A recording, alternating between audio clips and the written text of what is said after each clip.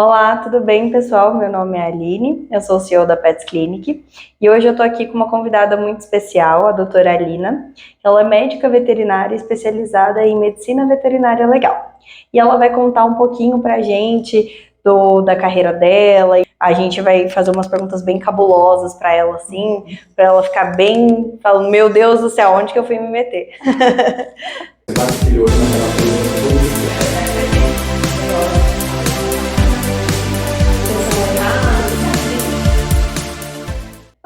Vamos lá, tô pronta então.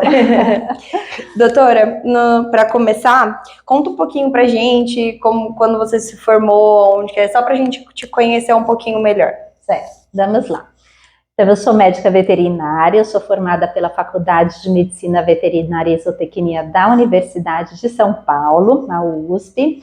Me formei em 1992, então são 30 anos já, atuando basicamente em clínica médica e cirúrgica de pequenos animais, tá?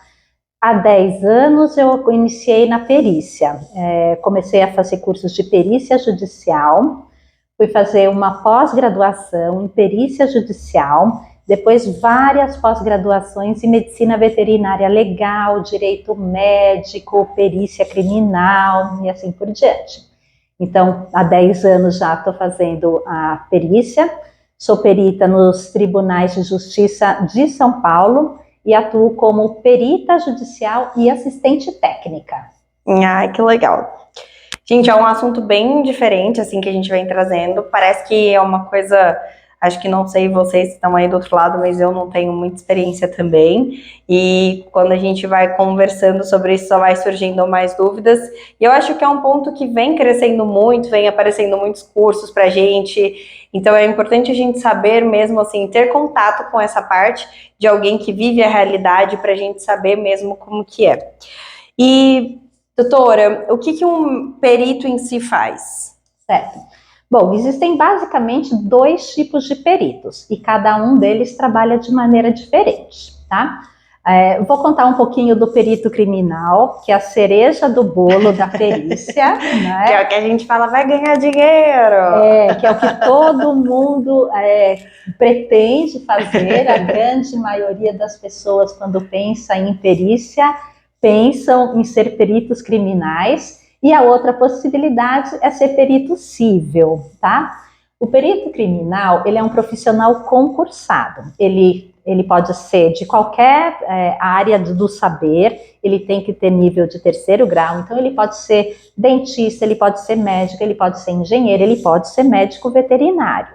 E sendo médico veterinário, ele vai prestar um concurso para perícia criminal. É um concurso que abre de tempos em tempos, é difícil abrir esse concurso e os salários são muito bons. Você vai ser um funcionário público e você vai ser um policial, sendo perito criminal, ok? Esses estudos para passar no concurso, eles já envolvem todas aquelas coisas que a gente vê nos seriados de perícia, no CSI e nisso que está muito em moda, e que acaba estimulando as pessoas e as fazendo acreditar que aquele é o mundo da perícia, tá? Aquele é o pequeno mundo, a nata da perícia. Então, ali são os peritos criminais concursados, estáveis, e que vão atuar ou para o Estado ou para a Federação, tá? Então, existem peritos criminais estaduais e peritos criminais federais, ok? Ambos são excelentes.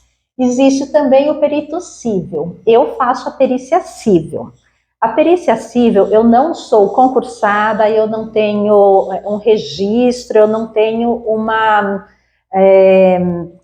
um contrato com os tribunais. Eu vou ser nomeada a cada vez que um juiz precisar de uma explicação médico-veterinária sobre o que aconteceu em um caso. Uhum. Então, eu trabalho com processos judiciais, com ações judiciais, eu trabalho com erro médico veterinário, mas existem muitas outras especialidades, tem pessoas que trabalham com equinos, tem pessoas que trabalham com tecnologia de produto de origem animal, tem pessoas que trabalham só com biotecnologia, médicos veterinários em suas diferentes áreas, tá?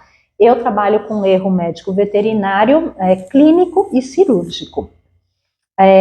Eu vou ser nomeado, então, portanto, quando um juiz se deparar com uma situação, aquele animal, o tutor dele entrou em litígio porque acredita que o médico veterinário tenha incorrido em erro médico. A cirurgia foi malfadada, o cachorro morreu, o animal ficou com uma pata mais curta, o animal não apoiou mais a pata, ou a cirurgia de castração acabou depois tendo alguma outra intercorrência, e o juiz não sabe, ele não é médico veterinário, ele não sabe julgar por que isso aconteceu. Então, ele precisa de um médico veterinário que explique a ele o que aconteceu naquele caso. E é isso que faz o perito civil. Então, ele será nomeado e o médico veterinário vai trabalhar fazendo um laudo pericial.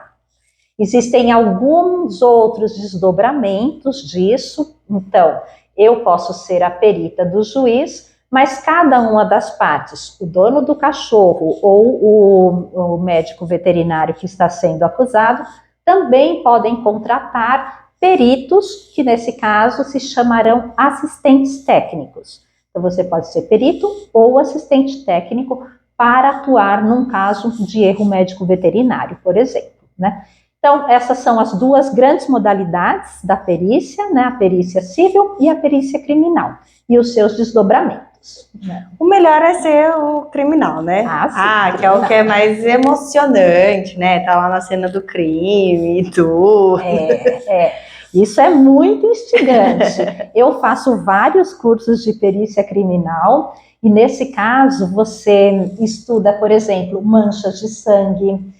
Se, por exemplo, eu vou sofrer uma lesão e eu estava sentada quando eu sofri a lesão, vai ter a mancha de sangue característica. Se, por exemplo, eu estiver em pé, vai ser também característica a mancha de sangue, ela vai escorrer dessa maneira. Se a pessoa passou o facão aqui, vai ter manchas de respingo. Então, não, isso é muito legal. O perito, e mesmo que o meu assassino tenha me colocado aqui sentadinha, morta, esgoelada, com uma faca na mão, tipo assim, eu me matei, né? O perito criminal tem todo o conhecimento para, inclusive, conseguir entender que aquilo é uma simulação de suicídio e não um assassinato. Não, é muito legal. Então, existem muitas evidências, as cenas de crime falam muito, você olha e sem conhecimento você não detecta nada, mas uma cena de crime tem muitas informações. Tem fios de cabelo, tem esses respingos, tem toda a questão do DNA que pode ser estudado também, não é? Tem vestígios deixados, então tem esse copo e tem o meu DNA deixado no momento em que eu beber a água, né? Tem as minhas impressões digitais no momento em que eu encostei nessa mesinha. Tudo isso fala. O perito criminal é o CSI e ele poderá desenvolver tudo isso, né? O perito civil, ele só vai entrar num processo depois que tudo aconteceu, né? Depois que o cachorro já morreu, que o gato sofreu a consequência de um tratamento malfadado ou não, foi apenas uma questão de impossibilidade realmente de restaurar a saúde do animal, não é? Porque muitos tutores indignados, tristes e inconformados tendem a achar que tudo foi erro médico e que se o animalzinho morreu é porque o médico veterinário errou. E não é essa a situação. Portanto, o perito civil ele não vai pegar o animalzinho lá no momento em que está acontecendo a cirurgia, no momento da cena do crime. Ele vai analisar a documentação, ele vai fazer entrevistas com os médicos veterinários, com os tutores dos animais, com os enfermeiros, com a recepcionista, inclusive com outros clientes que estavam no local. Ele pode pedir o auxílio de um especialista em endoscopia, por exemplo, se fosse um caso de endoscopia e ele precisa de mais informações a respeito de um caso. Então, ele trabalha com documentação, com oitiva de testemunhas, com várias outras coisas, mas muito depois do crime ter acontecido. Do crime não, né? Do acontecimento, né? Da cirurgia ou do atendimento clínico ter acontecido. E o perito criminal, ele trabalha normalmente imediatamente, né? E, doutora, quando é que surgiu o seu interesse pela perícia? Então, você já estava formada há 20 anos, basicamente, né? E aí você, de repente, falou, eu quero perícia, como que foi? Foi muito... A perícia médico-veterinária mal existia naquela época, não é? Na minha última pós-graduação, eu fiz um TCC, cujo estudo era justamente as sentenças em erro médico veterinário. E a primeira vez que apareceu nos tribunais de São Paulo o termo erro médico veterinário foi 10 anos atrás. Então, 15 anos atrás não existia praticamente perícia veterinária. Entendi. Não é? As pessoas não tinham a ideia de processar. Os animais morriam, os tutores ficavam tristes, mas não havia a cobrança da responsabilidade civil do médico veterinário. A judicialização da medicina veterinária, ela está nesse momento numa ascendente.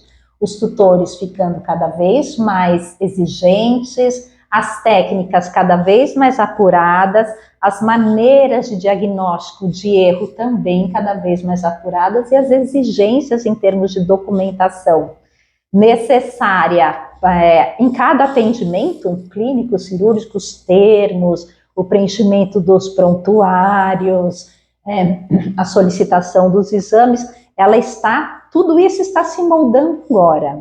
E a perícia civil também está se moldando agora. Então, 10 anos atrás, um colega meu me falou que estava estudando para perícia criminal. Eu me confundi, fui fazer um curso de perícia civil, eu achei muito legal. Era um curso cuja única veterinária era eu. Então, tínhamos contadores, engenheiros, tínhamos médicos também, psicólogos, outras áreas que já tinham mais costume, né? Sim, outras áreas que já... Médicos do trabalho também, que a perícia é muito comum. Mas a única médica veterinária era eu. E eu fiquei deslumbrada com tudo aquilo.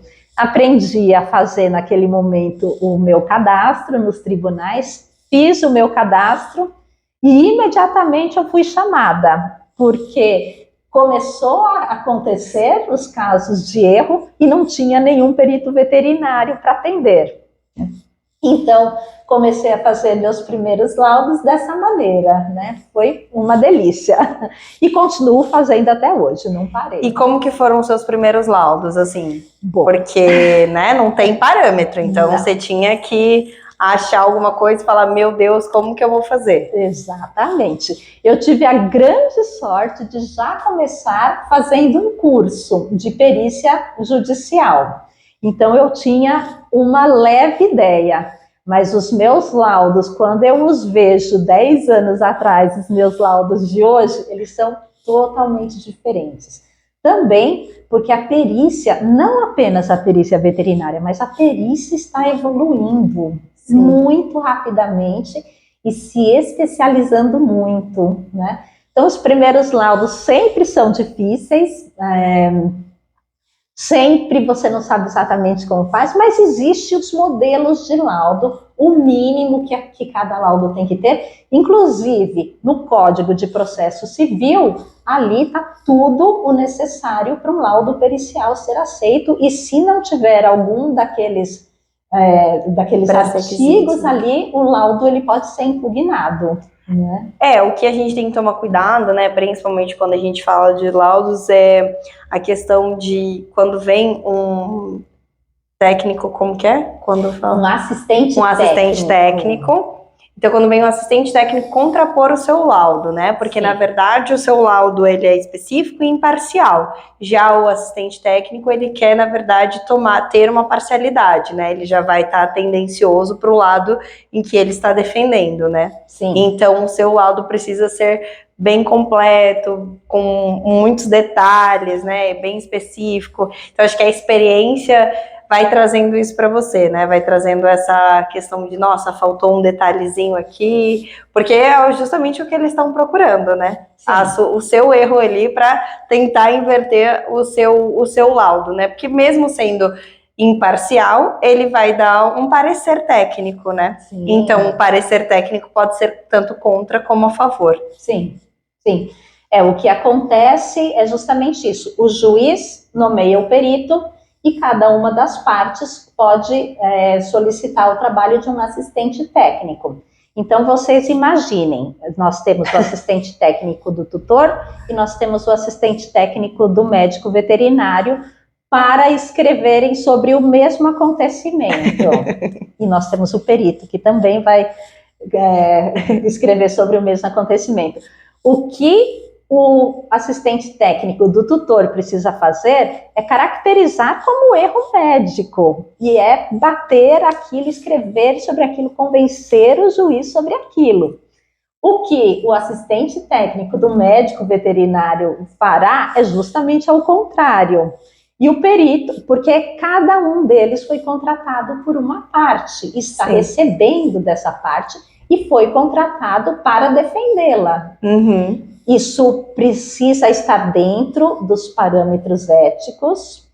É uma situação difícil, porque muitas vezes é indefensável uma atitude, uma conduta de um médico veterinário e você está ali contratado para defendê-lo, né?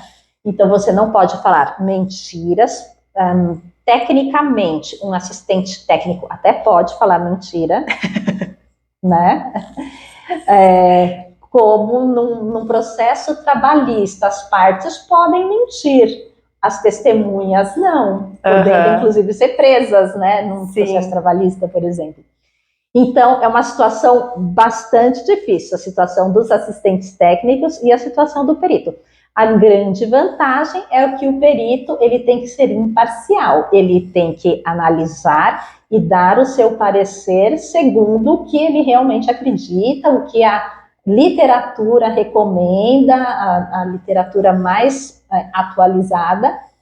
Não pode ser uma literatura de 10 anos atrás, cuja técnica para consolidação de um fêmur era pênis esparadrapado, que é como a gente fazia 20 anos, 30 anos atrás, né?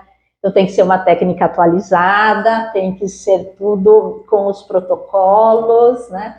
E é isso que o perito do juiz vai analisar, se a conduta do veterinário foi correta ou não. Mas você participa da audiência, você tem que estar lá presente ou é só encaminhamento de laudos? Muito dificilmente o perito civil participará de uma audiência. Em geral, ele produz o laudo técnico, né, esse parecer, esse laudo pericial, e que será contraposto ou reafirmado pelos assistentes técnicos, se assim for do interesse de cada uma das partes. Se o juiz ainda assim não se convenceu, é possível que o juiz solicite a presença numa audiência do perito civil, mas é muito difícil, mesmo porque após a emissão do laudo pericial e a resposta dos assistentes técnicos, ainda é possível que o perito escreva coisas que vão combater. Não, este assistente técnico está errado nesse sentido, correto é isso, né? Então, o perito ainda pode se manifestar mesmo após ter emitido o seu laudo e protocolado dentro da ação trabalhista, da ação judicial. E na sua rotina, quais que são os casos mais frequentes? Ou não tem um caso específico? Sim, tem. Eu trabalho com erro médico veterinário, clínico e cirúrgico. A grande maioria são casos cirúrgicos, né? situações cirúrgicas que não deram certo por algum motivo, deixaram sequelas ou levaram ao óbito.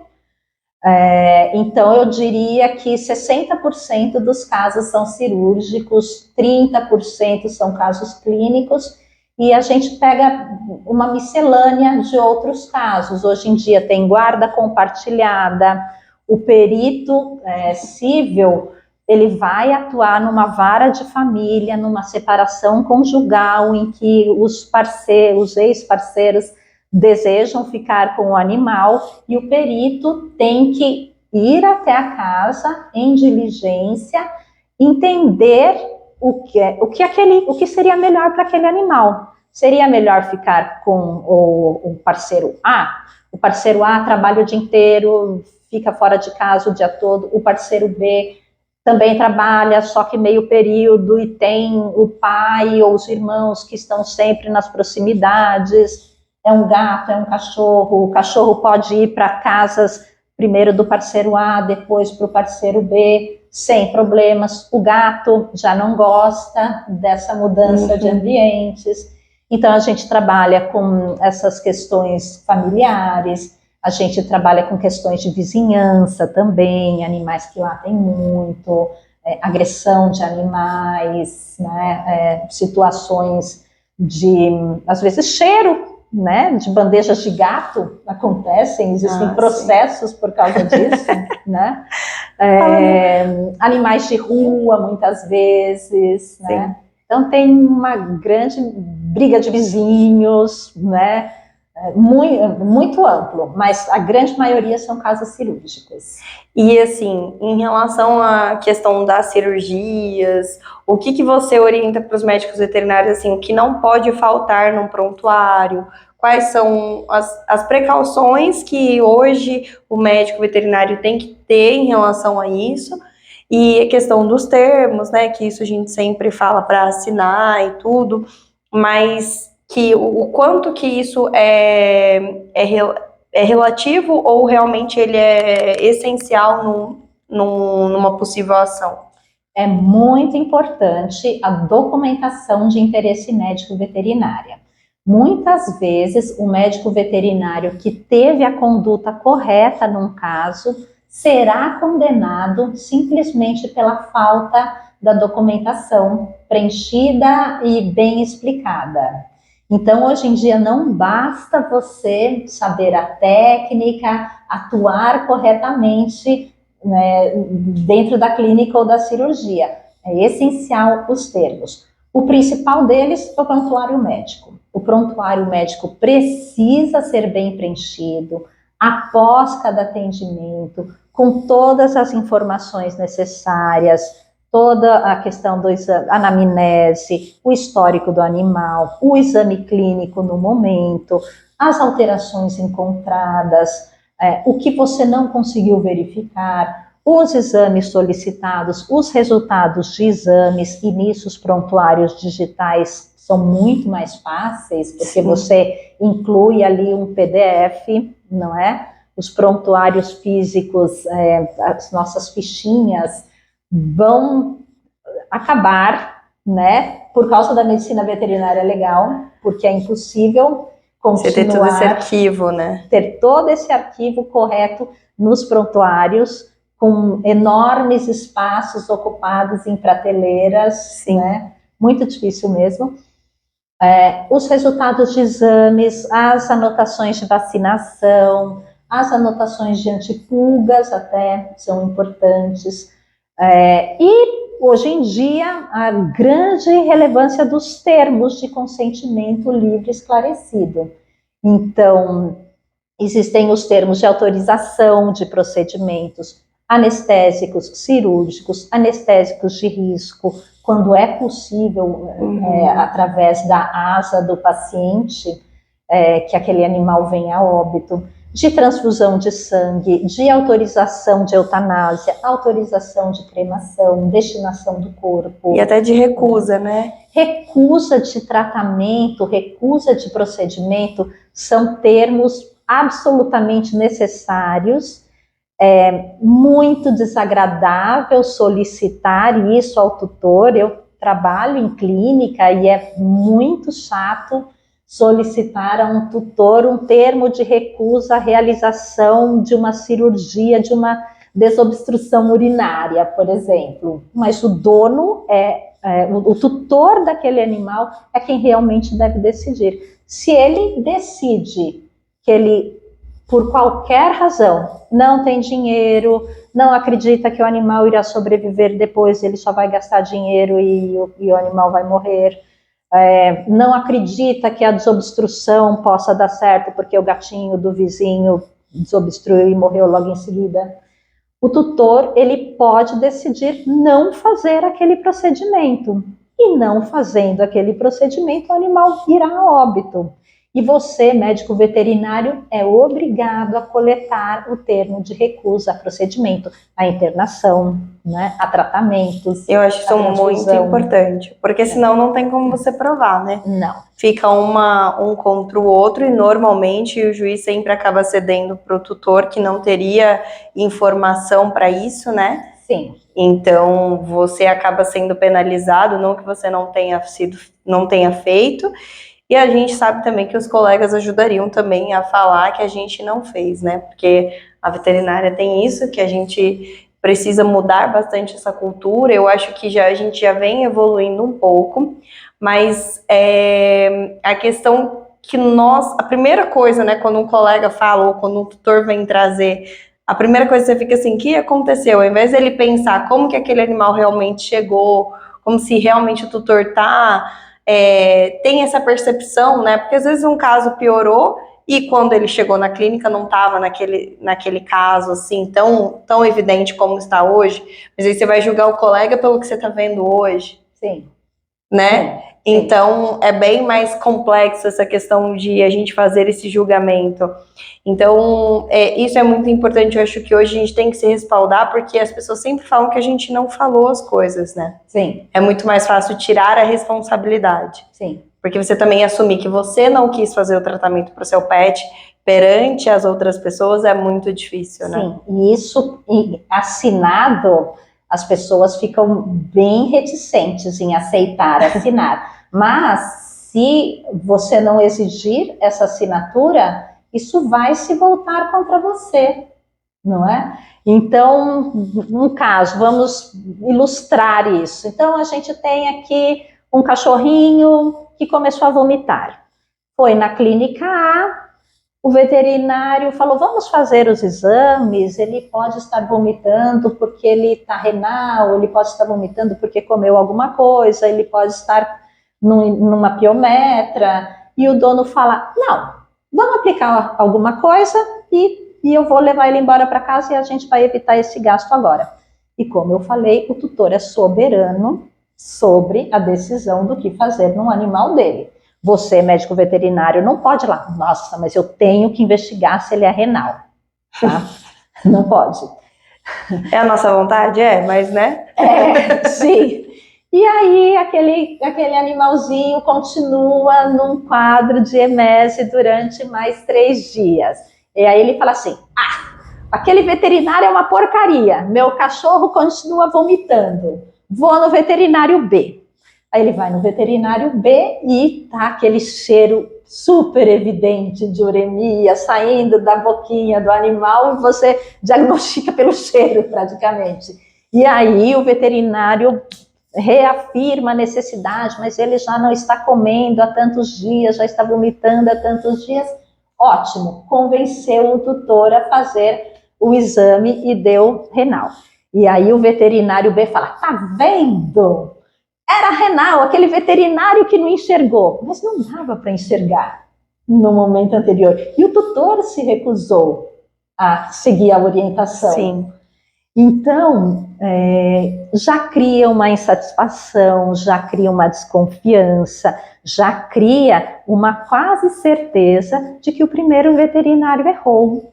Falhou, né? Não pediu exames. Exatamente. É sempre assim, né? Porque eu vejo que o tutor, não culpando, tá, gente? Eu não tô falando que isso é regra, mas às vezes eu acho que é uma tendência de todo ser humano, às vezes tentar esconder algumas coisas quando ele mesmo está se julgando, né? Não tô falando vocês, tutores, como só pessoas que, vocês estão mentindo, negligenciando. Imagina, acho que todo mundo tem um pouco disso, né? A primeira impressão, assim, você vai falar, não fui eu, não, isso aqui não é culpa minha, né?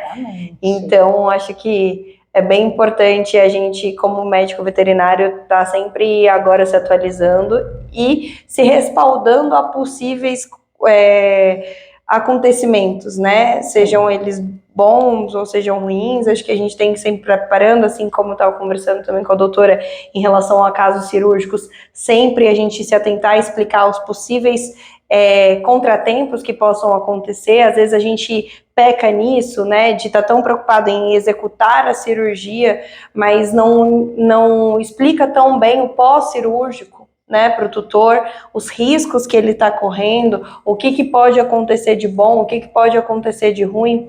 Eu acho que a gente não tem que ter medo, né, de falar com eles, porque é a informação. Acho que ninguém precisa assustar, falar, olha, seu animal vai morrer, mas acho que a gente tem que também estar sempre ciente, deixar a pessoa ciente de que nem tudo pode acontecer tão bem quanto a gente imagina. Que o ideal é que aconteça sim, mas que possa acontecer isso decorrente da cirurgia. Não, às vezes a gente falha, né? Isso eu também atuo nessa parte cirúrgica. Acho que a Lina também tem da questão de às vezes a gente avisar depois. O avisar depois parece que você errou. Então a pessoa tem essa sensação de que você errou, que você só está tentando consertar um erro seu, e é por isso que você está falando só agora, nesse momento, né? Você podia ter falado antes e não falou, então agora que você viu que você errou, então você está tentando justificar esse erro, né? Isso acontece bastante, acredito que também você tenha bastante nos laudos, vendo bastante isso, né? Sim.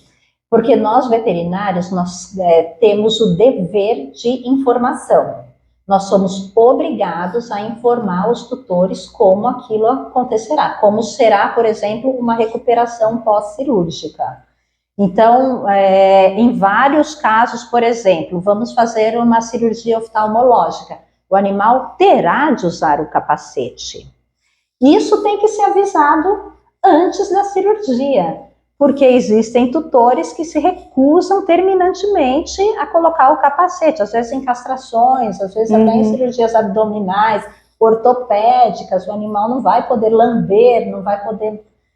Ele não tem o discernimento de que não pode mexer no ponto da cirurgia, então o animal vai lá e se ele não tiver de capacete, ele vai estragar a cirurgia, não é? Então, esse dever de informação, algumas situações até inacreditáveis, o veterinário vai castrar um paciente e ele tem que informar o tutor que aquele animal vai perder a capacidade reprodutiva, porque algumas pessoas não entendem que a castração vai tornar o animal estéril, não é? Tem pessoas que querem optar pela vasectomia de um cão, não é? Então, o veterinário tem o dever de informar isso. Muitas vezes, logo no pós-cirúrgico, o animal ainda está recuperando da anestesia. O que é necessário explicar ao tutor, não é? Ele pode ficar em cima da cama sozinho, ele tem risco de cair, não é? Coisas óbvias para a gente tem que ser explicado, né? Sim. Sim. E, doutora, como seria uma recuperação? O que o animal vai ter que comer? Vai ser uma cirurgia digestória. Já tem que ter o patezinho que o animal vai comer nos dias seguintes, porque ele não poderá comer a ração seca. Sim. Vai ser uma cirurgia oftalmológica, ele vai ter que começar a pegar colírios 2 horas depois da cirurgia, já tem que estar o colírio preparado. Mas o colírio é de manipulação e eu vou mandar para a farmácia e o colírio vai chegar daqui a 2 dias. E o animal está operado. Então, sim, todo esse dever de informação, ele precisa ser repassado e, juridicamente, os termos de consentimento, e aí atentar bem ao termo livre esclarecido, né? Então, o proprietário tem que consentir sabendo do que se trata, e ele tem que ser livre e esclarecido do que vai acontecer. Esse é o nosso dever. Todos esses termos precisam ser assinados. Não é mais possível fazer medicina veterinária sem um termo para cada acontecimento. Anestesia, cirurgia, recusa de tratamento, recusa de internação, eutanásia, cremação. Não, isso é bem importante. Em quanto tempo você precisa ter todas essas documentações guardadas? Teoricamente, durante 5 anos. Tá. Eu, uma tutora, por exemplo, eu sendo uma tutora, eu tenho 5 anos após descoberto o erro médico para entrar com uma ação. Porém, o erro médico, ele pode ser descoberto 5 anos depois da cirurgia ter sido feita. Isso significa que eu só descobri depois de 5 anos. A partir do momento que eu descobri, eu tenho mais 5 anos. Então, eu diria que você terá que guardar para sempre. Para sempre. O Código Civil fala em 5 anos, mas tem essa palavrinha a partir do momento em que ele foi descoberto. E se ele foi descoberto 3 anos após uma cirurgia, ficou ali esquecido uma gase cirúrgica dentro do abdômen e eu só descobri 3 anos depois, eu tenho mais 5 anos, ou seja, seriam 8 anos para entrar com uma ação. Entendi. Então, guarde tudo sempre, né? Não, é bem legal, assim, acho que é uma coisa que às vezes a gente não se atenta em quanto tempo, né, perde documentação, alguma coisa assim, mas isso é bem importante. E em relação, uma coisa também assim, como que funciona? É fácil uma cassação médica? As pessoas misturam isso? Um erro médico pode vir a fazer você perder o benefício de exercer a profissão? Como que interliga isso com o CRMV? Uhum. A questão da cassação do direito de exercer a medicina veterinária, ela é basicamente oriunda de um processo ético. Não é de um processo civil, não é de um processo criminal. Entretanto, as pessoas que entram na justiça nos processos cíveis buscando indenização, muito comumente também entram com processo ético. Porque ganhar num processo ético, ou seja, com veterinários, apenas e tão somente veterinários, analisando aquele caso, já é meio caminho andado para uma condenação civil. Uhum. Então, muitos tutores descontentes acabam entrando nos tribunais cíveis e também no CRMV. A cassação, ela é o extremo da punição, ela sempre é feita em 2 instâncias, se ela realmente acontecer. Primeiro no Conselho Regional, mas ela terá de ser validada pelo Conselho Federal de Medicina Veterinária.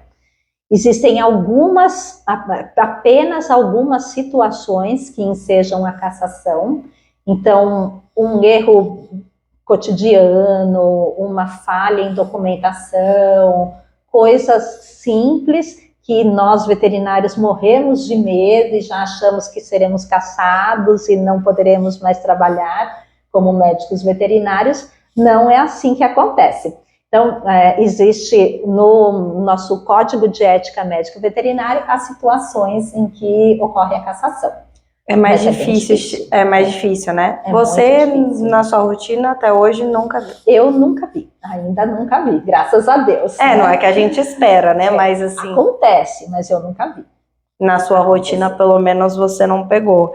Então, é uma coisa que eu acho que também é isso que você falou, acho que a gente acha que também qualquer erro médico a gente vai ser julgado e tudo, o CRMV já vai falar assim, tchau, você não pode mais ser veterinário, e é igual a gente estava conversando, né, você falou que não podia, que as pessoas, o médico veterinário não pode errar, né, isso... perante a justiça e tudo, né? Não pode errar, assim como o médico também, né? Não, porque o que eu sempre falo é 100%, né? Nunca tem você pode ter falado para mim, nunca errei, mas a partir do momento que você errou para alguém foi 100%. Sim. É muito complicado isso. Eu costumo dizer, eu atendo todos os dias ainda, né? Também sou clínica veterinária, cirurgiã também, ou seja, eu atendo todos os dias. E o que eu enxergo no meu cotidiano é que eu erro todos os dias. E eu erro em todos os pacientes, né? Porque sempre falta alguma coisa.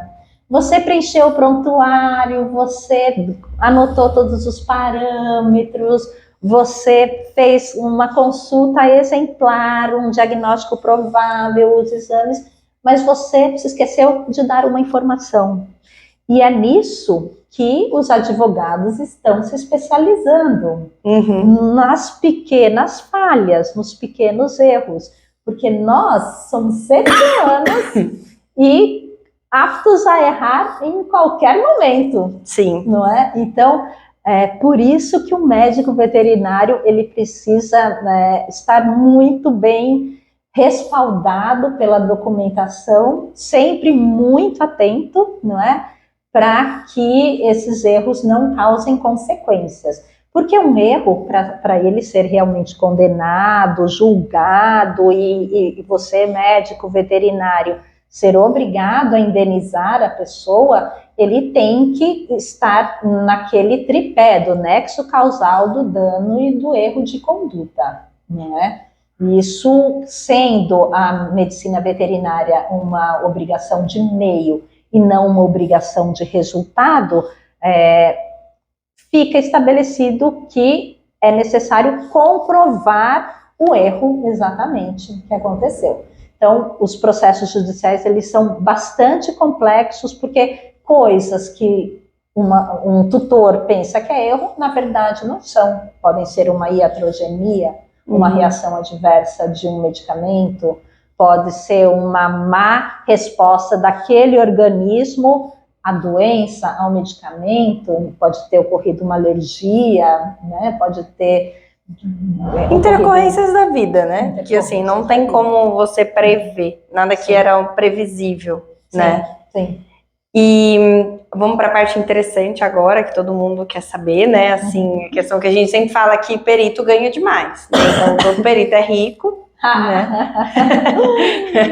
Porque a perícia, a gente tava até brincando com ela que, assim, quando você vê os cursos que vão oferecer a parte de perícia, você fala assim, nossa, não vou fazer mais nada, não. Vou ficar por conta da perícia, porque a perícia vai me deixar rico. E a Alina vai tirar um pouquinho dessa dúvida nossa, né? Se realmente é assim ou não. Ainda não. Eu espero que no futuro eu fique rica fazendo perícia, mas ainda não é possível viver apenas de perícia, tá? Eu sou uma das principais peritas do estado de São Paulo, uma das peritas que, por todo o histórico e a confiança dos juízes, já conheço muitos juízes já conhecem o meu trabalho, então eu sou nomeada muitas vezes. Os juízes, eles acabam confiando no seu trabalho, eles acabam vendo como você conduz um laudo, né? Então, eles acabam confiando e te nomeando muitas vezes. Existe uma tabela da Associação Brasileira de Medicina Veterinária que estipula os honorários. Esses honorários são ou por laudo entregue ou por horas trabalhadas, não é? Existem laudos de outras entidades, como de engenheiros, de outras, né, profissões também, mas a gente basicamente precisa estipular nossos honorários em cima dessa tabela. A tabela atualmente é de 2016, ou seja, ela já tem 4 anos, e ela determina R$4.000 para um laudo e R$390 por hora trabalhada. Então, isso é o mínimo. Mas você não tem laudos a fazer todos os meses, e mesmo que você faça, eles muitas vezes não pagam imediatamente, e além disso, a grande realidade é que tem a questão da justiça gratuita. A justiça gratuita, nós médicos veterinários seremos nomeados, o juiz vai nos nomear e já fica estipulado que os honorários serão entre 300 e 500 reais, mais ou menos. Então, é um laudo que você, da mesma maneira, vai gastar muitas horas, muitos dias. Um laudo pericial exige dias para ser elaborado. E muito estudo, né? Muito estudo. A cada nova situação, esse laudo é sobre sinomose, ou esse laudo é sobre cirurgia, vamos dizer, oftalmológica, você vai ter que estudar novamente sobre a sinomose, porque tem esse aspecto que são apontados nesse caso específico que você vai ter que responder. Que às vezes são os questionamentos, né? Nem Que tudo é só você estipular lá, fazer uma cronologia da sua cabeça, né? Do que você sabe sobre a doença, né? Não. Sempre baseado em literatura. Sempre. É a literatura atualizada quem realmente manda na perícia. Não adianta eu pegar uma literatura de sinomose de 20 anos atrás, porque ela evoluiu e existem outras possibilidades de abordagem, de terapêutica, né? Então, essa é a realidade, existe, nem todo mês você é nomeado, existe as justiças gratuitas, que o laudo tem que ser perfeito, como um laudo que vale R$4.000, mas você vai entregá-lo por 400, não é? E você vai perder muitas horas estudando, escrevendo, lendo. Os processos judiciais, você tem que lê-lo inteirinho, a petição inicial, a contestação, a manifestação, a contestação, todos os resultados de exames, analisar todos os resultados de exames, elaborar sua própria teoria baseada em literatura, estudar literatura, escrever. Mas não foi sinomose? Teria sido uma alteração neurológica? Quais alterações neurológicas poderiam ser um diagnóstico diferencial? Estudar sobre as alterações neurológicas que poderiam ser diferenciais nesse caso. Então, é para quem gosta de estudar, para quem gosta de ler, para quem gosta de responder coisas, escrever, né? Escrever não é só escrever, né? Não é só fazer uma redaçãozinha, né? Usar termos técnicos, é algo bem jurídico mesmo, né? Sim. Tem que gostar bastante dessa parte mais do direito, né? Porque as terminologias são bem diferentes, né? Do que você vai conversar ou você vai fazer uma redação comum, né? Tem que estar bem explicado. E o próprio juiz também te questiona, igual você falou. A experiência também conta muito nesse ponto, né? Sim. Porque até para você avaliar se é um erro ou não, se é de conduta ou não, porque às vezes você não tem essa experiência de saber o que é errado, você normalmente vai ter noção do que é certo, mas o errado é mais complexo de você ter visto, você realmente saber identificar se aquilo ali foi só uma reação do próprio organismo que não correspondeu ao que você esperava, ou se aquilo realmente foi um erro, né? Sim. Isso faz bastante diferença, né? Ter vivência naquele tema que você está sendo paga para emitir um laudo absolutamente técnico faz muita diferença. Então, a experiência é fundamental, compreender como podem evoluir as diferentes doenças, não é? Compreender como são os pós-cirúrgicos, compreender as reações individuais, ter vivência sobre o que aconteceu, né? Às vezes até a vivência das relações tutor médico veterinário, isso é importante também, porque muitas vezes a gente consegue identificar tutores que não colaboram e o tratamento não deu certo, não pela conduta do médico veterinário, mas pela conduta do próprio tutor, não é? Então, é muito interessante você ter experiência e realmente ter expertise naquele tema que o juiz está te pedindo, ok? Não, eu acho que isso é bem importante. Num geral, a gente falou bastante, né, sobre a perícia, acho que deu para vocês terem uma noção mais ou menos do que é a rotina, de como que é, do que vocês imaginavam. Acho que assim como eu adorava a parte de medicina legal quando estava na faculdade.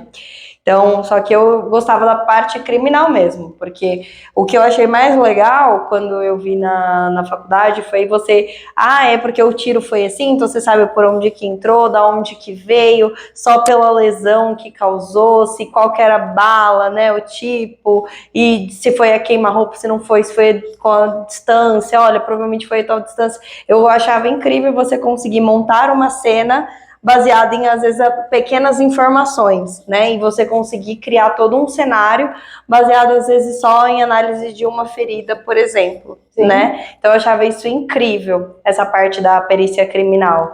Mas é igual você falou, dessa parte, quando eu fiz um curso, eu também já cheguei a fazer um curso, porque eu acreditei nessa, nossa, eu vou ser nomeada, vou fazer. Eu falei, vou estar sentada na minha casa, fazendo o laudo e vou estar, né, chovendo dinheiro. E aí a gente vai entendendo que a realidade não é assim. Não. A gente gostaria que fosse, né? Então, agora que vai ter a parte, a Aline até comentou que para o ano que vem provavelmente vão ser nomeados os primeiros especialistas, né? Sim. Na parte. Tem pessoas que são especializadas, né, através das pós-graduações, mas especialistas da área ainda não tem, porque ainda é algo novo que vai ser coroado a partir do ano que vem. Eles já estão programando isso através da associação, então é bem legal, é uma novidade que a gente vê que a veterinária vem evoluindo bastante em alguns pontos, né? Sim. E a gente vem se assemelhando cada vez a outras profissões principalmente a medicina, que é bem desenvolvida.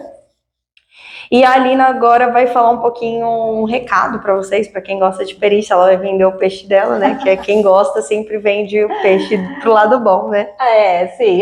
Eu sou completamente apaixonada, não é? Eu gosto muito de clínica e cirurgia, eu não consigo viver sem meus bichinhos do dia a dia, mas eu sou apaixonada por perícia, eu sei todo o trabalho que dá, mas eu adoro estudar, eu estou sempre fazendo novos cursos, isso é muito importante, porque a perícia ela está caminhando a passos largos mesmo, né, com novas descobertas. Meus colegas peritos, já existe uma grande rede de veterinários peritos e assistentes técnicos, igualmente são apaixonados também, não é? É muito interessante a gente conseguir descobrir coisas, né? A pessoa estava ajoelhada quando foi almejada, foi uma arma branca de duplo gume e tudo mais, né? São coisas muito instigantes mesmo. Gosto muito de fazer laudos, gosto inclusive de ir em diligências, muitas vezes nós temos que ir nas clínicas veterinárias, né? Mas existem muitas outras áreas em que você pode fazer perícia, então, tanto em animais silvestres, animais de produção, tem os seguros, tem inúmeras, praticamente todas as áreas da medicina veterinária, elas podem acontecer uma perícia baseada nisso. O caso mais atual são dos petiscos, né, com o propileno-glicol, que estão sendo periciados também e realmente parece que aconteceu a contaminação e o óbito de animais, isso também é relativo à perícia, né? Muitos outros casos também se conectam com a perícia, por exemplo, os elefantes que estão sendo retirados de zoológicos e transferidos para os santuários, os primatas que também, da mesma maneira, passaram a vida inteira abusados em zoológicos, em cativeiros, estão sendo transferidos, é uma questão de perícia. Nós tivemos a rinha dos pitbulls de Mairiporã, que exige perícia. A questão da lei sanção atual, que aumentou a pena para casos de crimes cometidos contra cães e gatos, 2 a 5 anos, a pessoa realmente vai presa hoje em dia, ela exige perícia, o médico veterinário, o perito é o responsável por detectar se houve se os maus tratos realmente aconteceram ou não, e apenas o médico veterinário é capaz de dizer isso, não é nenhum delegado, não é nenhum biólogo, não, é apenas o médico veterinário. Então, tem inúmeros casos de mídia, inclusive, que exigem a perícia veterinária. Isso está acontecendo cada vez mais, né? É muito estudo, os cursos, eles são interessantes, mas eles não vão garantir o seu sucesso. Quem garante o seu sucesso é o seu próprio estudo e a sua dedicação, não é? Sim. Então, muito obrigada pela sua participação, tá, doutora? Foi incrível, bem enriquecedor o nosso bate-papo. E, pessoal, vocês já sabem, né? Acompanhem a gente nas nossas redes sociais, sigam a gente no Instagram, curtam aqui, ativem o sininho, para a gente sempre estar trazendo conteúdos novos e você tá sempre recebendo as notificações, tá bom? Até mais, um beijo!